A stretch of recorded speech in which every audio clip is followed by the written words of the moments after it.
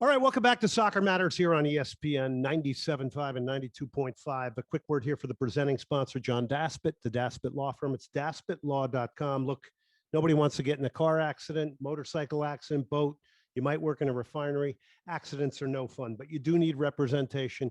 Get it from the Daspit Law Firm and John Daspit. John Daspit, you give them a call at 713-322-HURT. And remember, they are the presenting sponsors of Soccer Matters, so they're getting soccer on the airwaves so that we can do interviews like this. Joining me now, Dynamo General Manager Pat Onstad. Pat, how are you? Good, Glenn. How are you doing? Well, I guess you're pretty good because Canada qualified for the World Cup for the first time since 1986. Yeah, that was a pretty special moment watching that. And then I didn't. Really only one player left that I actually played with, and that was Atiba Hutchinson. But it was nice to see him. A guy is 39 years old now, still playing at a high level, and then to be able to take Canada to the World Cup is an unbelievable kind of ending to his illustrious career. So really excited for him and excited for the country. I think it's a big stepping stone for Canada to move forward and for our league as well. I think it's important that we have Canada and the US qualifying for World Cups back to back and just keep going, keep moving forward and developing this league and developing soccer in both countries. Yeah, nice precursor to 2026 too, when countries will all co-host along with Mexico. Exactly. And Pat, you said something very important there, because I'm thinking now with the finances and the resources that are going to be earned financially by qualifying, along with the new Canadian league, that's below Vancouver and Toronto FC, and that things are looking bright for Canada here. Yeah, the financial kind of windfall from qualifying for a World Cup, I believe I read it was like 15 million, will make a significant difference considering their budget's right around 4 for the year. So not all that money will go to the national team program, the men's team, but a good chunk of it will, I'm sure. And some of it to the women's team as well. So it'll help develop those programs and keep them moving forward. So I think these are moments where if you set it up correctly and you kind of build off it, you can really keep the momentum going. And I think you saw it in the US when they first qualified back in 90, I believe it was, and they used that money wisely and they kept pushing forward and qualifying for World Cup. So for us, it's kind of the second opportunity for Canadians, but I believe they're well equipped and ready for this opportunity. So I think this is perfect for MLS and great for both countries. Pat, how well do you know John Herdman? Because I've interviewed him a few times, especially when he was the coach of the Canadian women at the 2015 World Cup. And I thought him to be a very motivating kind of guy. You could tell he had a little bit of almost like a shaman-like quality around his team. What about your thoughts on John Herdman? I don't know him very well. I've had a couple of phone calls with him, mostly about a player, Liam Fraser, when he was in Columbus, when I was working there. But I do know it's a group that you can see from the outside looking in that they are bought in. It's one group, it's one team, and they believe in. You can see the celebrations. I think we're a great example. You see Jonathan Osorio banging the drum and the whole group celebrating together. I think that's what he's done a fantastic job of, is bringing that group together and making sure that each and every qualifying kind of moment and set of games that everybody knows what the goal is and where they're trying to get that program to. And he's done a fantastic job to get them to where they are now in the World Cup. All right. Speaking of fantastic jobs, and we're speaking to Dynamo General Manager Pat Onstad, your old boss that you're very associated with, Gregg Berhalter, pulls off a great run here, has the U.S. position to qualify tomorrow night, or actually tonight, as we do this interview. Take us into Gregg, because Gregg had some real challenges with a lot of players missing and rotating a squad and depth and all kinds of things. Yeah, I thought there was actually a really good article in MLS Soccer today where it talked a little bit about the availability of his top players, and really hasn't had the full squad. But the one thing I thought was interesting is Bruce Arena, talking to Bruce Arena. I know they're very close, and one of Bruce's comments was, "You will never have your top team when you're an international coach." And that's true, because the players are in day out with their club teams. When they pick up little injuries and whatnot, they get a lot of pressure from their club teams not to go in, and they're not going to take this transcontinental flight to go play in difficult environments and take a risk of their injury becoming major. So I think a lot of times you have to go have that mentality that the US has had a great job of, is next man up. And I think Canada's done the same thing. I think both programs have done a fantastic job of saying, okay, we're missing Weston McKennie. He's out for the season. We're gonna plow through. We're gonna get a 0-0, which really they probably should have got 3 points in Mexico. They absolutely thumped Panama, essentially qualifying for the World Cup. Canada goes without Alphonso Davies for the last couple of sets of games, and they just keep plowing through. You know, these programs, it's the leadership, goes to the leadership of both coaches to be able to get these players to focus in on the next man up mentality, and to focus on what their job is and where they're trying to get to. And credit to the coaching staff, credit to the players that they've just have a single focus in going forward. It's a difficult job for both coaches, but I think both of them have done a fantastic job of navigating this difficult qualifying cycle. You know, as you said that and you brought Alphonso Davies' name up, the left back that filled in for him did a wonderful job. I think it was Adekugbe. Yeah. Adekugbe, who's got a Nigerian name, it sounds like to me. Yeah. Boy, I'll tell you what, he stepped in certainly against the United States. I didn't see Amazing. the last game, but he was exceptional, I thought. Yeah. Pat Onstad, Dynamo General Manager, joining us. Take us into Gregg a little bit, because Gregg had some really tough decisions. He played a very mature Tyler Adams, who was sitting on a yellow card for almost a game and 3/4. Yeah. Adams was wonderful. He made a great call on Paul Arriola in front of Shaq Moore at the right back position where they were struggling. Take us a little bit into Gregg and sort of give us a little insight into the way he works. Yeah, well, we're fortunate we got to see him work for 2 days here at HSP, and I think you know, it was interesting the amount of time that you have in international compared to the club scene in terms of your preparation, teaching the methodology that you want to have on the field. You have a blink of an eye. So watching Gregg operate, the first day was a recovery on the Monday. Tuesday, he literally had to do build up from the back, mid block attack, and then final third attack, and then also flip it around and do, how are we going to high press, how are we going to have a mid block, and how are we going to be in a low block, and had to teach that in the span of about 20 minutes.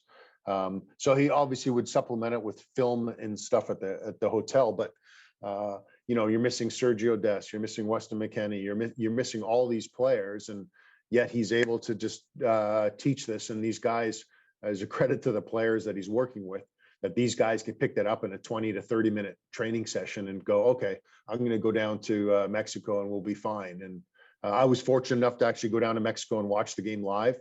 And they were actually implementing exactly what he'd worked on for 20 minutes on a training pitch here at HSP. So it's pretty impressive, and shows the ability, the level of coaching that he has, and the detail that his entire coaching staff puts into it.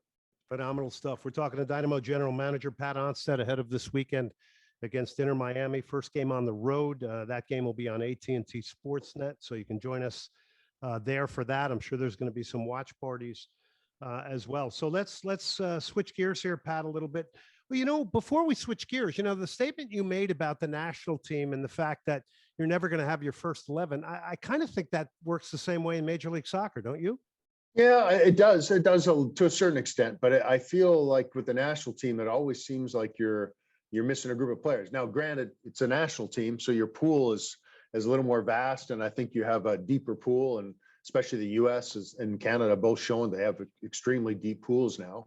You know, in the club level, I think you're limited, especially in our cap league, so you can only get, you know, so deep. But yeah, I think we've done a good job here. Paul has done a fantastic job with our group, making sure, you know, it's taken a while to get teenage up to speed. I think Daniel Stairs has been fantastic for us, playing that role, and is going to give questions for Paulo on what to do moving forward. So there's always decisions to be made, and with first team or national team. But you know, that's the challenge of a coach. That's why I don't coach.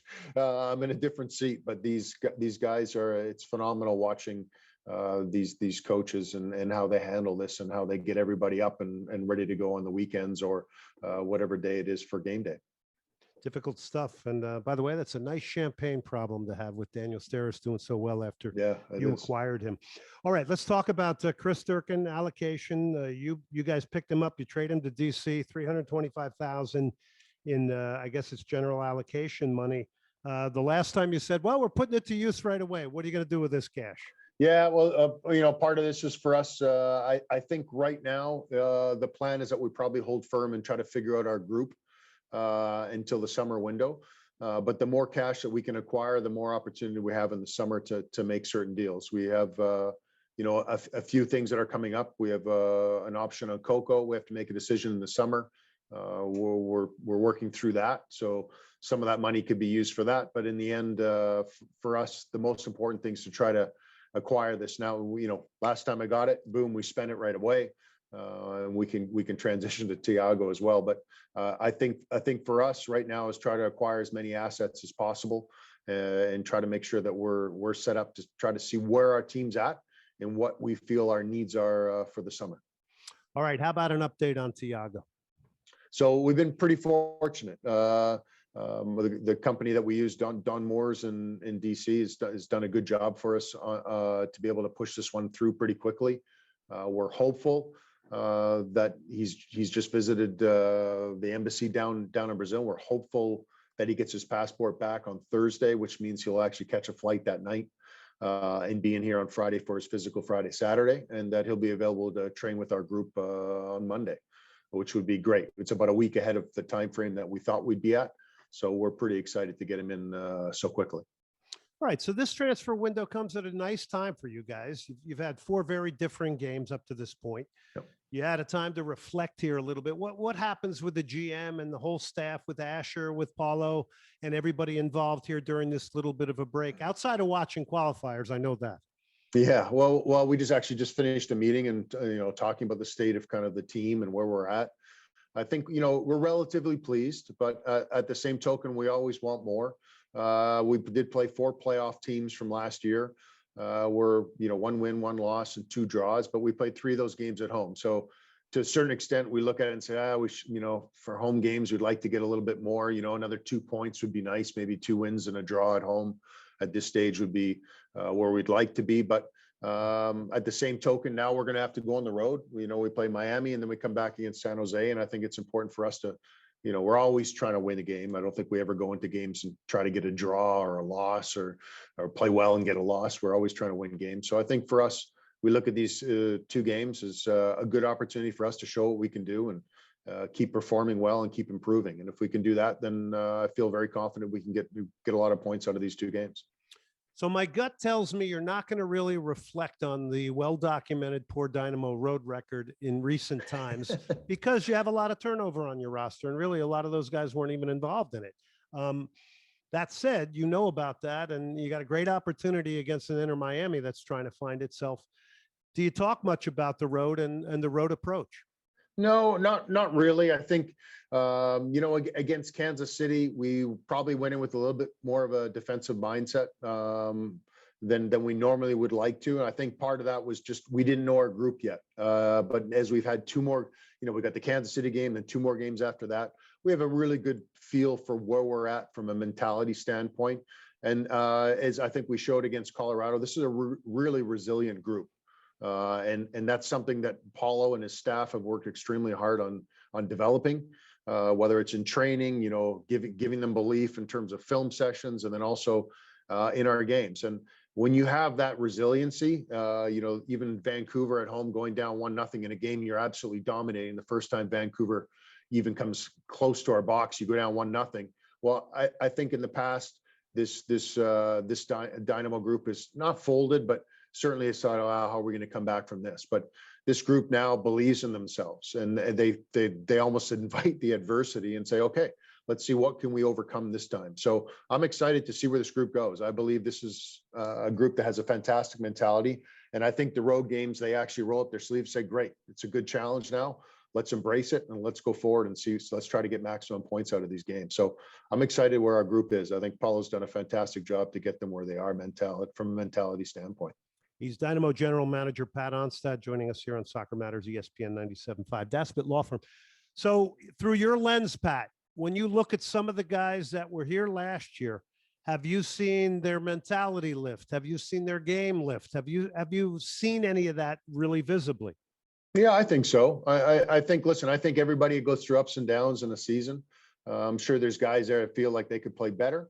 And I'm sure there's other guys saying, wow, I'm playing really well. So, but what I would say, one of the question marks I think people had, and ourselves included, and was Darwin Quintero. How would he react to a new manager? And for example, in the Colorado game, he had 14 pressures, which is 3 more than the next highest guy in our team. And there's not too many people, I think, in the stands that would say Darwin Quintero led the team in pressures.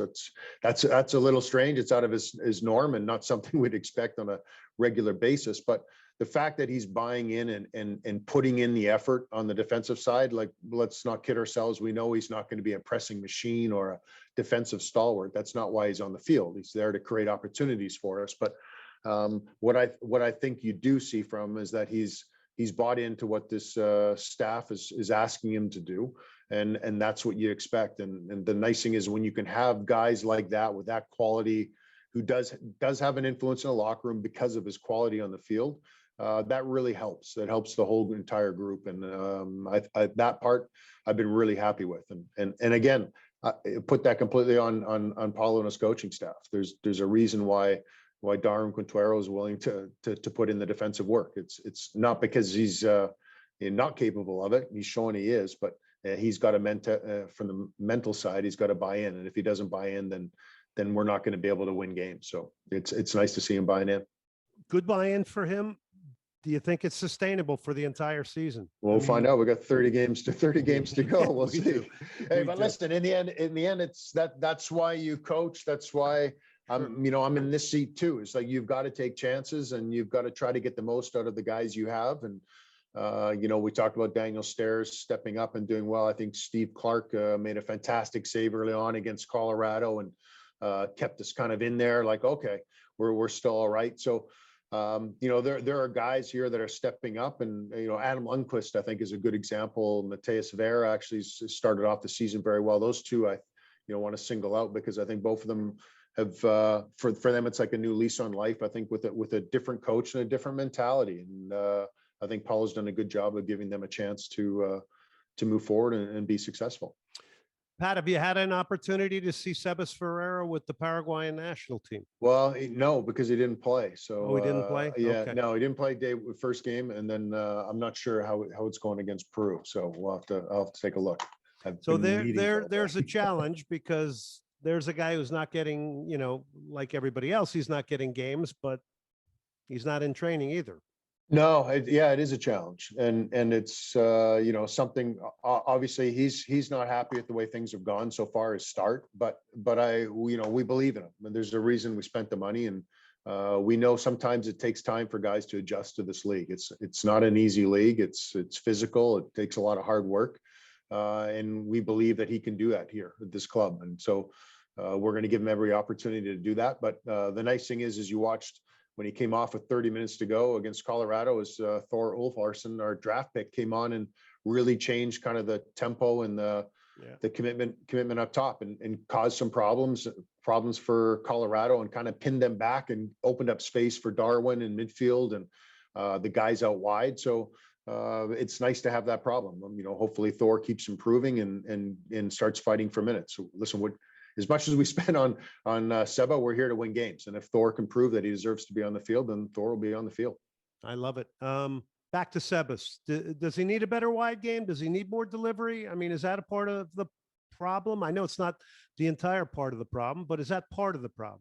Yeah, listen, if I'm a forward, I'm always saying it's service. If you're not scoring goals, it's service, service. But in the end, our wide guys are trying to create opportunities for him. And I think, if I'm not mistaken, I believe it was Darwin that played the ball. No, it wasn't Darwin. I can't remember who played the cross in, but he had a fantastic chance. I mean, that's a goal. And you could tell after the game, he knows that's a goal that he can bury. And he has that ability, and it's an opportunity miss. But he's a forward. You have to have a very short-term memory. And I used to joke with Josh Wolf all the time. I said, you sleep fine at night every night, don't you? He goes, oh yeah, no problem. I can miss 6 sitters, no problem, because I know the next one I'm putting in. I said, yeah, that's not the mindset of a goalkeeper. You're worried about every little error and every mistake. Like but I think you have to have a short-term memory when you're a forward. And in your next opportunity, you have to just know that you can do that and you can bury it. So like I said before, we have confidence in him. We're working on trying to give him more opportunities. The more opportunities for a forward, obviously, the more opportunity he has to score. But we're going to keep working on that. And that's certainly been Paulo's focus over the last couple of weeks, is just fine tuning our offensive side of the game. Well, who knows? He gets one soon, and maybe a whole bunch follow. That's what we're hoping for. Yeah. Pat, Fingers thank you as crossed. always for coming on the show. We appreciate it. Nice segment there with you. As always, your time is appreciated. Thanks, Glenn. Thanks for having me on. All right. He's Dynamo GM Pat Onstad there. A lot of good stuff there. Get you caught up on all things Dynamo. Again, we'll remind you the Dynamo on the road at Inter Miami this weekend. You can catch that game on AT&T Sports. That is if you're not flying to the beautiful city of Miami. All right. We'll take a break.